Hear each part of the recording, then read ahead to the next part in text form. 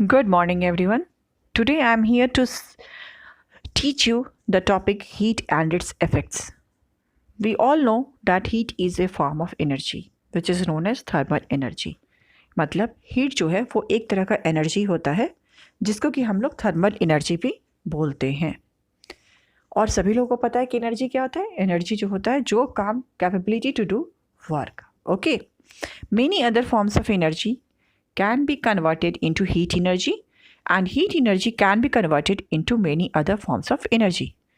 जैसा कि इसमें बोला जा रहा है कि बहुत सारा जो एनर्जी होता है, बहुत तरीकों के जो बहुत सारे फॉर्म्स के एनर्जी जो होते हैं वो हीट एनर्जी में कन्वर्ट हो जाते हैं और हीट एनर्जी जो होता है वो अदर भी फॉर्म्स एनर्जी में कन्वर्टेड हो जाता है। For example, when you all rub your hands together, mechanical energy gets converted to heat energy and your hands become warm। मतलब क्या होता है कि जब हम लोग अपने दोनों हाथों को रब करते हैं, रगड़ते हैं, तो हमारे हाथ गर्म हो जाते हैं। ऐसा क्यों होता है? ऐसा इसलिए होता है क्योंकि जब हम रगड़ते हैं तो एक मैकेनिकल एनर्जी उसमें होता है और उस रगड़ के कारण से वो मैकेनिकल एनर्जी जो होता है वो हीट एनर्जी का फॉर्मेशन करता है और उसी हीट एनर्जी के फॉर्मेशन के कारण हमारे हाथ जो है वो गर्म हो जाते हैं। द हीट, अगर दूसरा एग्जाम्पल अगर हम लेते हैं तो the heat energy of burning petrol is converted to mechanical energy in a car. उसी तरह से जब एक कार में जब पेट्रोल जो फ्यूल होता है कार का वो जब बर्न होता है तो वो बर्निंग प्रोसेस के दौरान जो एनर्जी यूज़ होता है वो हीट एनर्जी मैकेनिकल एनर्जी का फॉर्म करता है और उसी मैकेनिकल एनर्जी के कारण हमारा जो कार है, हमारा जो कोई भी व्हीकल है जो कि फ्यूल से रन करता है वो रन करता है। Okay, now to see how the energy of movement of molecules are formed. जैसे कि अगर हम लोग कभी कोई सॉलिड, लिक्विड या गैस को गर्म करते हैं तो उसके अंदर जो मॉलिक्यूल्स होता है वो क्या करता है, एनर्जी गेन करने लगता है और उस एनर्जी के कारण उसके अंदर का जो मॉलिक्यूल्स होता है वो जल्दी जल्दी मूव करना स्टार्ट करता है। और उसी से क्या होता है कि जैसे जैसे हम उसमें हीट को बढ़ाते जाते हैं तो उसके अंदर जो मॉलिक्यूल्स होता है वो जल्दी जल्दी मूव करना सकता है। जैसे when a solid, a liquid और a gas is heated, its molecules gain energy and start moving faster. The more we heat the substance, the faster its molecules move. इसलिए therefore the heat energy of movement of molecules. The heat energy क्या है? It is the energy of movement of molecules. Okay. Now effects of heat. To discuss this topic, we will fill the vessel up to the brim with water. मतलब क्या है, अगर हम लोग इस effects of heat topic को discuss करेंगे तो सबसे पहले हम क्या करेंगे, एक वेसल लेंगे और उस वेसल को पूरे ब्रिम तक, मतलब उसके पूरे गले तक हम उसमें पानी भरेंगे। फिर now drop some small pieces of cut vegetables in it. उसके बाद हम लोग उसमें कुछ कट वेजिटेबल पीसेस जो होता है वेजिटेबल्स के काटे हुए उसको हम लोग डालेंगे। Now heat the vessels and observe it. और उसके बाद फिर हम क्या करेंगे, वेसल्स को हीट करेंगे और उसको ऑब्जर्व करेंगे। You will find that after heating the vessel, the water inside it gets warmer, which increases the temperature. Thus, heat causes increase in temperature. इसका मतलब क्या होता है कि जब हम उस पानी को गर्म करते हैं तो उसके अंदर का जो पानी होता है वो उस गर्म होना स्टार्ट होता है और उसके अंदर का जो टेम्परेचर है वो इंक्रीज होना स्टार्ट होता है। तो इससे क्या प्रूफ होता है कि हीट जो है वो टेम्परेचर भी इंक्रीज करता है।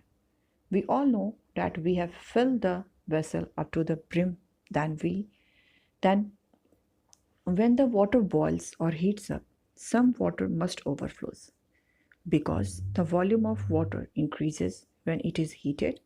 This shows that heat causes expansion also.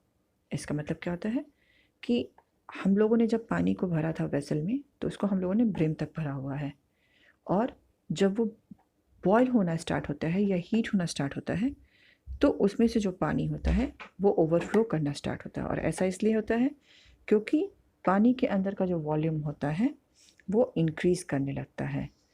Okay, और ये इससे क्या शो होता है कि हीट जो है, after this as the water boils, water vapor or steam comes out of the water. That is, water changes its form or its state. This shows that heat is also responsible for the change of state. इसका मतलब क्या होता है कि जैसे जैसे हम लोग वाटर को बॉयल करते हैं तो उसमें से वाटर वेपर या फिर जिसको हम लोग स्टीम भी बोलते हैं वो बाहर आता है, जो कि ये शो करता है कि जब भी हम वाटर को बॉयल करते हैं तो वो लिक्विड फॉर्म से दूसरे फॉर्म में चेंज होता है जो कि उसका गैसियस फॉर्म होता है। और ये एक्सपेरिमेंट शो करता है कि हीट जो है वो किसी फॉर्म को एक फॉर्म से दूसरे फॉर्म में चेंज करने में भी वो रिस्पॉन्सिबल होता है। After the water boiled for few minutes the vegetables inside the vessel must be cooked, that is it gets softened and the taste of the vegetable also changes। और फिर हम लोगों ने जब पानी को वेसल में गर्म कर रखा था तो उसमें हम लोगों ने कुछ सब्जी के कुछ पीसेस काट कर उसमें डाल कर रखे हुए थे। और जैसे जैसे पानी गर्म होता गया वैसे वैसे उस सब्जी के जो पीसेस हैं वो गर्म होते गए और वो मुलायम होते गए।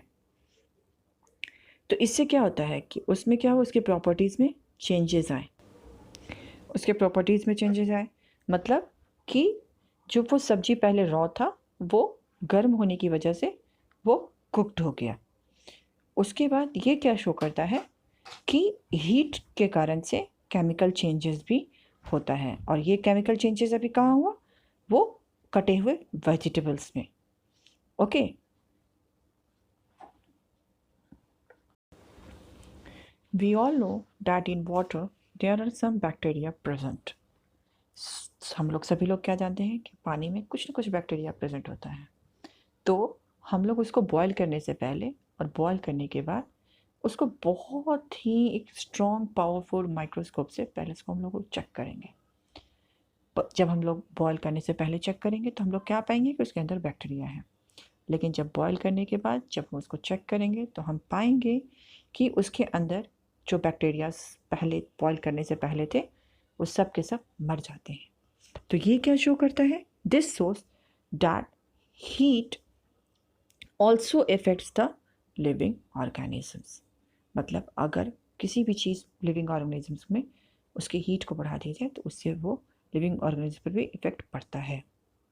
जैसे कि इसमें लिखा हुआ है, so before boiling the water we will examine the water under a powerful microscope. What do we find? We will find some bacteria in the water, but after boiling the water, when we will examine under a powerful microscope, we will find that the bacteria present in the water died. This shows that bacteria can tolerate a definite range of temperature. मतलब क्या है कि कोई भी bacteria जो होता है वो एक डेफिनेट रेंज ऑफ टेम्परेचर तक ही वो सरवाइव कर सकता है, उसके बाद वो सरवाइव नहीं कर सकता है। I think up to this you all were clear. Okay, now again the topic is expansion. Expansion मतलब क्या होता है, जब कोई भी चीज़ अपने जिसका जो एग्जैक्ट फिगर होता है उससे किसी दूसरे फॉर्म के सहायता के कारण से उसको बढ़ा दिया जाता है तो उसको हम लोग एक्सपेंसन कहते हैं। तो इस टॉपिक को समझने के लिए हम क्या करेंगे, सबसे पहले एक सिंपल सा एक एग्जांपल देखते हैं।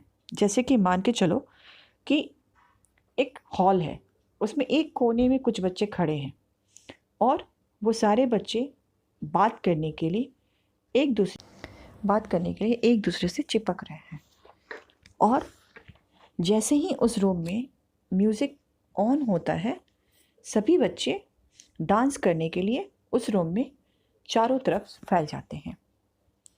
तो ये क्या होता है कि जो एरिया पहले एक छोटे से बच्चों ने ऑक्युपाई कर रखा था, अब वो एरिया क्या होता है कि वो पूरे हॉल में बच्चे फैल जाते हैं। उसी तरह से जब हम किसी भी चीज़ को हीट करते हैं, सब्सटेंस को, तो उसके अंदर में जो मॉलिक्यूल्स होता है वो मूव करना स्टार्ट कर देता है। जो मॉलिक्यूल्स का जो मूवमेंट होता है वो क्या होता है, इंक्रीज करने लगता है, और this increases the average distance between the molecule. और वो जो क्या होता है कि उनके बीच में जो छोटा सा जो डिस्टेंस होता है, जो कम डिस्टेंस होता है, एवरेज डिस्टेंस जो होता है वो क्या होता है, वो इंक्रीज करना स्टार्ट हो जाता है। Therefore, the space occupied by the molecules, that is, the volume of the substance also increases. मतलब साफ इसका ये है कि जो भी स्पेस ऑक्यूपाइड होता है मॉलिक्यूल्स के में, उससे क्या होता है, जो वॉल्यूम होता है और सब्सटेंस का वो भी इंक्रीज कर जाता है। और ये क्या शो करता है, ये शो करता है कि हीट जो है उसके कारण से एक्सपेंसन भी होता है। अब हम अगर एक्सपेंसन इन सॉलिड्स की बात करते हैं तो उसके लिए हम एक एग्जाम्पल डिस्कस करते हैं, एक एक्टिविटी डिस्कस करते हैं। उसमें हमें क्या करना है कि हमें एक एपरेटस लेना है जिसको कि हम लोग रिंग एंड बॉल एपरेटस के नाम से जानते हैं।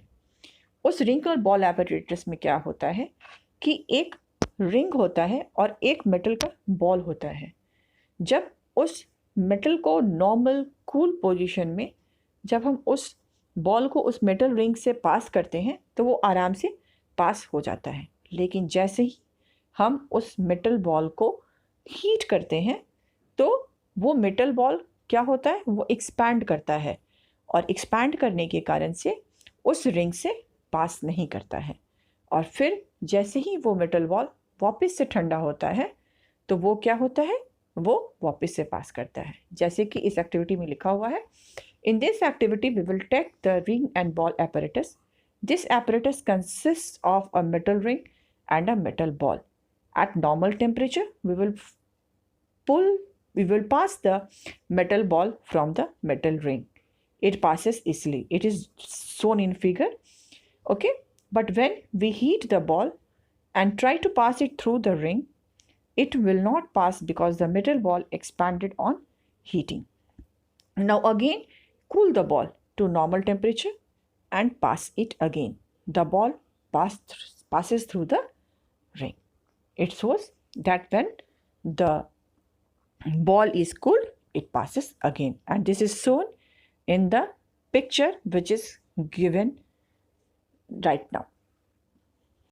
This is the figure which shows the activity ring and ball apparatus, in which it shows that solid expands on heating.